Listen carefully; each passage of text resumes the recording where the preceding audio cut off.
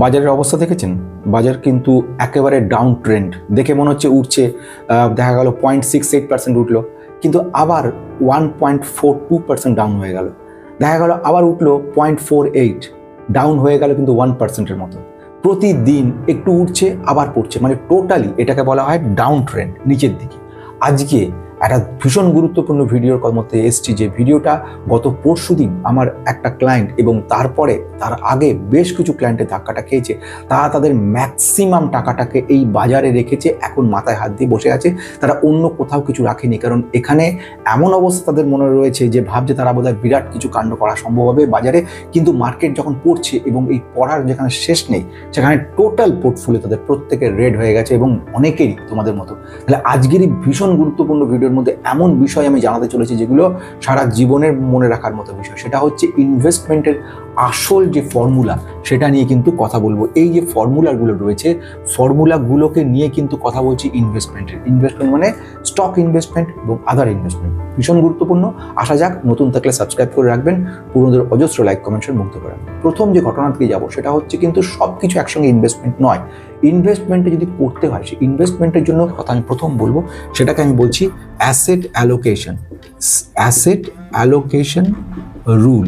এই রুল অনুযায়ী যদি এটাকে ফলো করে যান, কোনো দিনও এরকম পরিস্থিতির মধ্যে পড়তে হবে না যে আপনাকে সব শেষ হয়ে যাবে। এখানে আমি যে কথাটা বলতে চলেছি সেটা হচ্ছে 50-60% আপনি কিন্তু ইকুইটি মার্কেটে ইনভেস্ট করবেন, পুরো টাকাটা নয়। 20-30% ইনভেস্টমেন্ট যেটা করবেন সেটা ফান্ডের ক্ষেত্রে করবেন, ডেট মিউচুয়াল ফান্ড এখানে। আর 10-20% যেটা থাকছে মোটামুটি অন অ্যান অ্যাভারেজ, সেটা আপনি কিন্তু ক্যাশে রেখে দিচ্ছেন। ক্যাশ হিসেবে আপনাকে রেখে দিতে হবে এটা, কারণ ভবিষ্যতে আপনাকে প্রয়োজন অনুযায়ী এটা কাজে লাগবে, এই জন্য ক্যাশ বা গোল্ডের ক্ষেত্রে রেখে দেবেন। এটা হয়ে গেল অ্যাসেট অ্যালোকেশন রুল। সেকেন্ড যে রুলের কথা যাবো সেটা হচ্ছে ইমার্জেন্সি ফান্ড রুল বা ইমার্জেন্সি ফান্ড রুলের মধ্যে আমি যদি যাই, সেখানে কিন্তু একটা খুব গুরুত্বপূর্ণ জিনিস যেটা সব সময় ম্যাক্সিমাম লোকের নজর এড়িয়ে যায়, সেইটা নিয়ে কিন্তু কথা বলছি, এবং সেটা হচ্ছে emergency fund rule. Emergency fund রুলের মধ্যে আপনার যে মিনিমাম এক্সপেন্সেস, মাসকাবারি মাল জিনিসপত্র কেনাকাটা, রেন্ট, তারপরে যাতায়াত কনভেন্স, তারপরে আপনার যে স্কুল ফিস বাচ্চার জন্য, যে হোক টোটাল যে মোটামুটি খরচা, সেই সমস্ত খরচাগুলোকে যদি এই মুহূর্তে আপনি ধরে নেন, জাস্ট ফর এক্সাম্পল যদি 10,000 টাকা এটা হয়ে থাকে, অন্তত 24 মাসের জন্য টাকা, মানে 2,40,000 টাকা কিন্তু আপনাকে সরিয়ে রেখে দিতে হবে। এটাকে বলছি ইমার্জেন্সি ফান্ড হিসেবে। কখন পরিস্থিতি কী হবে জানা নেই, যে টাকাগুলোকে আমাদের ক্লায়েন্ট একবার ইনভেস্ট করে রেখেছে, এখন তার বিশেষভাবে টাকার প্রয়োজন পড়েছে, সে কিন্তু সেই টাকাটা আর তুলতেই পারছে না। আমার কাছে গত পরশুদিন এসে আমার কাছে বলছে যে আমি তাহলে এখন এই মুহূর্তে কি করব, আমার এখন টাকার ভীষণ দরকার পড়ছে এবং আমাকে তাহলে লস বুক করতে হবে, না হলে কিন্তু আমার আর উপায় নেই। তাহলে এইরকম পরিস্থিতিতে না, এই যে টাকাটাকে রাখা ইমার্জেন্সি ফান্ড, সেটা সেভিংস অ্যাকাউন্টে রাখতে পারেন এক নম্বর, ইচ্ছা করলে লিকুইড কোনো ফান্ডের মধ্যে আপনি রেখে দিতে পারেন, যে টাকাটা লিকুইড ফান্ড মানে যখন তখন তোলা যায়, যাতে রেটটা কিন্তু বেশি পাবেন না, কিন্তু সেখানে রাখা যেতে পারে। অথবা শর্ট টার্ম কোনো ফিক্সড ডিপোজিট করে রাখতে পারেন, 1 বছরের জন্য, 2 বছরের জন্য, 1 বছর বাদে আপনি রিনিউ করে গেলেন, ইন্টারেস্ট দরকার নেই, কিন্তু আপনার ইমার্জেন্সি টাকার দরকার, সেটা যেন পূরণ করতে পারে। তাহলে এটা হয়ে গেল ওটা। 3 নম্বর আসছে কি? 3 নম্বর আসছে ডাইভার্সিফিকেশন রুল। ডাইভার্সিফিকেশন রুলটাকে নিয়ে এবারে কিন্তু কথা বলছি। ডাইভার্সিফিকেশন রুল বলতে এটা এমনই রুল, যখনই আপনি কোনো পোর্টফোলিও অ্যানালাইসিস করবেন, তখন কিন্তু এই ধরনের রুলসটাকে মোটামুটি মাথায় রাখার চেষ্টা করুন। কি মাথায় রাখতে হবে? মাথায় 1 নাম্বার রাখতে হচ্ছে 15 থেকে 20টার বেশি স্টক আপনি কখনোই ইনভেস্ট করবেন না, 15টা 20টার বেশি কোম্পানিতে, কারণ এগুলো আপনাকে ফুল টার্ম কিন্তু অ্যানালাইসিস করে যেতে হবে। আর 2 নম্বর হচ্ছে 8টা সেক্টরকে অ্যাজ এ নিউ কামার আপনাকে ইউজ করতে হতে পারে। 8টা সেক্টরের বেশি রাখার দরকার নেই। যেরকম সেক্টরগুলোর মধ্যে আমি যেরকম বলতে পারি, Pharma sector, fast moving consumer good sector, IT sector, infrastructure sector, rail sector, defence সেক্টরটা রাখবে আপনার, সেটা হচ্ছে ইএমএস সেক্টর, যার মধ্যে সেমিকন্ডাক্টর, ইলেকট্রনিক ম্যানুফ্যাকচারিং সব। এই হলো আপনার টোটাল মোটামুটি শুরু, এই হিসেবে আপনাকে এগোতে হবে। হয়ে গেল। এই রুলসটাকে যদি ফলো না করেন, ভবিষ্যতে গিয়ে কিন্তু বিরাট বিপদে পড়বেন, কারণ এই ধরনের যে প্রবলেম, সেগুলো বহুবার আমি ফেস করেছি, অনেককে দেখেছি যে এই ধরনের কাজগুলো করেছে, যে ডাইভার্সিফিকেশন ব্যাপারটা কিছুতেই করে না, এবং না করার জন্য আলটিমেটলি এরা কিন্তু একটা বড় ধাক্কার মধ্যে পড়ে যেতে হয়। 4 নাম্বার রুলের ক্ষেত্রে ক্যাশ রিজার্ভস রুলস। অনেক সময় দেখবেন এই ধরনের মনের মধ্যে দুঃখ থাকে যে এখন মার্কেটটা এত পড়েছে, হাতে যদি একটু টাকা থাকতো তাহলে এই টাকাটা এখন ইনভেস্ট করতে পারতাম, এটাই হচ্ছে সবচেয়ে ভালো সময়। কিন্তু সেই সুযোগটা তখন পান না, কারণ হাতে তখন টাকা থাকে না। সেই জন্য এই ফর্মুলাটা সবসময় ইউজ করবেন, এটা আপনার কাছে বিরাট একটা মূল্যবান ফর্মুলা হয়ে যাবে। কেন হবে? কারণ ক্যাশ রিজার্ভ রুলসের মধ্যে কিছু টাকা রেখে দেওয়ার কথা বলা হয়। সেই টাকাটা আপনার পোর্টফোলিও 10-15% টাকা, আপনার যে গোটা পোর্টফোলিও তার 10-15% টাকা কিন্তু আপনি অবশ্যই আপনি রেখে দেবেন আলাদা করে। এই টাকাটা যখনই আপনার এরকম ধরনের মার্কেট ট্রেন্ড হবে, আজকে মার্কেট তো আমরা বুঝতে পারছি না, মার্কেট এরকমভাবে এগিয়ে চলেছে নিচের দিকে, এবারে এখানে বসে আমরা জানি না যে এটা আরও কতটা নিচে যাবে, বোঝা গেছে? এখানে আমাদের গেস করে অ্যানালিস্টরা বলে ঠিকই, কিন্তু আমরা জানি না। ফলে এই জায়গাতে ইনভেস্টমেন্টটা আপনার জন্য সবসময় ঠিক না হতে পারে। কিন্তু একটা জায়গায় যখন বেস তৈরি করে ফেলে, আপনি বুঝতে পারছেন এরপরে আর পড়ছে না, তখন আপনি একটা জায়গা বুঝে গেলেন বেস।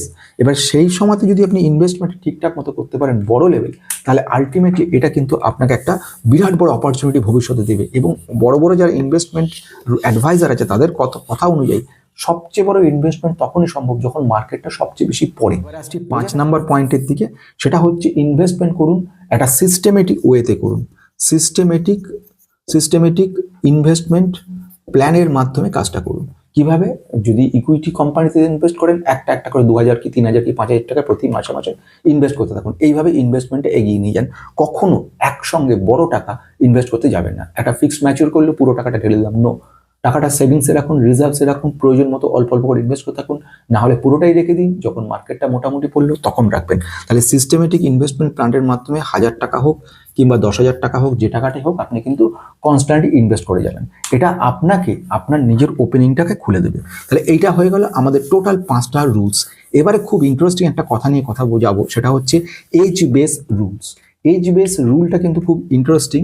আমি যেটা বলতে চলেছি, এজ বেসড রুল, এই রুলটার মধ্যে একটা দ্বিমত রয়েছে, কিন্তু আমি প্রথমে যে রুলটা আমাদের গোল্ডেন ফর্মুলা তাতে যাব, 100 মাইনাস ইয়োর এজ। আপনার বয়স যেটা আছে তার থেকে 100 বাদ দিয়ে যেটা দাঁড়াবে, সেই পার্সেন্টেজটাই কিন্তু আপনি অবশ্যই ইকুইটি মার্কেটে ইনভেস্ট করবেন। অর্থাৎ যদি কারোর বয়স হয়ে থাকে এই মুহূর্তে 30 বছর, তাহলে সে 70% কিন্তু ইকুইটি মার্কেটে ইনভেস্ট করবে, আর 30% সে কিন্তু সেফ অ্যাসেট যেটা আছে তাতে ইনভেস্ট করবে। সেফ অ্যাসেট পরে বলছি। কারোর বয়স যদি এখন এই মুহূর্তে 50 হয়ে থাকে, তাহলে সে কিন্তু 50% ইকুইটি মার্কেটে ইনভেস্ট করবে। কারোর বয়স যদি এখন 60 হয়ে থাকে, তাহলে সে কিন্তু মাত্র 40% ইকুইটি মার্কেটে ইনভেস্ট করবে। তাহলে বোঝা গেল এর মাধ্যমে। এবার আসবো কি সেফ অ্যাসেট বলতে কি বোঝাচ্ছে। সেফ অ্যাসেট বলতে নর্মালি যেটা হয়ে থাকে সেটার মধ্যে আমি বলবো, সেটা হচ্ছে কোনো ফিক্সড ডিপোজিট করে রাখলেন, কোনো একটা ফিক্সড ডিপোজিট একটা রাখলেন, কিংবা আপনি একটা যাকে বলা হয় পিপিএফ, পাবলিক প্রভিডেন্ট ফান্ড, সেখানে আপনি রাখলেন। কিংবা তৃতীয়ত যদি বলতে পারি, সেটা হচ্ছে কোনো মিউচুয়াল ফান্ড, ডেপ্ট মিউচুয়াল ফান্ড যেটা আছে, লিকুইড মিউচুয়াল ফান্ড, ডেপ্ট মিউচুয়াল ফান্ড, এই ধরনের ফান্ড কোনো রইল, সেখানে কোনো টাকা আপনি রেখে দিলেন। শর্ট টার্ম ধরনের কোনো বন্ড রইল, বন্ডে আপনি কিন্তু কর্পোরেট বন্ড বা এই ধরনের বন্ড যেগুলো রয়েছে বেশি দিনের নয়, ছোট সময়ের জন্য, সেগুলোর ক্ষেত্রে আপনি রেখে দিলেন। এইগুলো হচ্ছে বা কিছু 10 বছর রাখলেন তাতেও কোনো অসুবিধা নেই, কারণ এইগুলো আপনাকে কিন্তু প্রবলেম করবে না। বা গোল্ডে রাখলেন, যে এইগুলোতে আপনি কিন্তু রেখে দিলেন, এইগুলো আপনাকে কিন্তু সুবিধা করবে। লিকুইড কোন একটা ফান্ড রয়েছে বন্ডের ক্ষেত্রে, সেখানে আপনি ইনভেস্ট করে রেখে দিলেন, তাহলে এইটা আপনাকে সুবিধা করবে। এবারে আসছে কন্ট্রোভার্সি। এখন যেটা চলছে 120 minus your age. 120 minus age মানে সেক্ষেত্রে আপনার সব কিছুর সঙ্গে 20 বাড়িয়ে দেওয়া হলো। এটা হচ্ছে রিসেন্টলি অ্যাডিশন হয়েছে, রিস্কটা যারা বেশি নিতে চায় তার সেই হিসেব করে। কিন্তু আমি যেটা ফর্মুলা বলি, 100 থেকে আপনার এজ বাদ দিলে যেটা দাঁড়াবে, আপনাকে সেইভাবে এগোতে হবে। তাহলে ভীষণ গুরুত্বপূর্ণ আজকের এই ভিডিওটার মধ্যে যে জিনিসটা আমরা শিখতে পারলাম, 1 নাম্বার প্রথম যে জিনিস শিখলাম সেটা হচ্ছে মার্কেটে সবসময় পুরো টাকা একবারে লাগানো নয়, অ্যাসেট অ্যালোকেশন রুলকে ফলো করুন, যে অ্যাসেট অ্যালোকেশনের মধ্যে 50-60% ইকুইটি মার্কেটে রাখুন, বাকিগুলো একটা করে রাখুন। সেকেন্ড ওয়ান, ক্যাশ রিজার্ভ সবসময় রুলস রাখুন, ক্যাশ রিজার্ভটা হাতে রাখুন, যে টাকাটা ভবিষ্যতে আপনার কাজে লাগবে। তৃতীয়ত ব্যাপার রাখুন, যখন মার্কেট ডাউন হচ্ছে কিছু টাকা সঙ্গে থাকবে, যে আফসোস যেন না থাকে মার্কেট এখন ডাউন হয়েছে, এই মুহূর্তে সুযোগটা ছিল, এই মুহূর্তে করতে পারলাম না। পোর্টফোলিও যে সবসময় একটা ডাইভার্সিফাই পোর্টফোলিও ইউজ করবেন, তাকে ম্যাক্সিমাম 15 থেকে 20টা স্টক রাখবেন এবং 8টা সেক্টরে ডাইভার্সিফাই করার চেষ্টা করবেন। 4 নাম্বার ব্যাপার কি বলবো, এসআইপির মাধ্যমে ইনভেস্ট করার চেষ্টা করবেন। 5 নাম্বার আমি কি বলবো, সেটা হচ্ছে আমরা এখানে একটা টাকাকে, যাকে ক্যাশ রিজার্ভস রুলস বলছি, তার মধ্যে কিছু টাকাকে হাতে রাখুন, কিছু টাকা নিয়ে কাজ করুন, কিছু টাকা আপনার যে মান্থলি ইনকাম এক্সপেন্ডিচার হচ্ছে, এক্সপেন্ডিচার টাকা 24 মাসের টাকা হাতে রেখে দিন। এজ বেস রুল কথা বলেছি, আপনার বয়সের সঙ্গে সঙ্গে আপনার ইকুইটি ব্যালেন্সিং করতে করতে চলুন। যদি এইগুলোকে মানতে পারেন তাহলে আমার এই সমস্ত ক্লায়েন্টদের মতো আপনাকে হতাশায় পড়তে হবে না।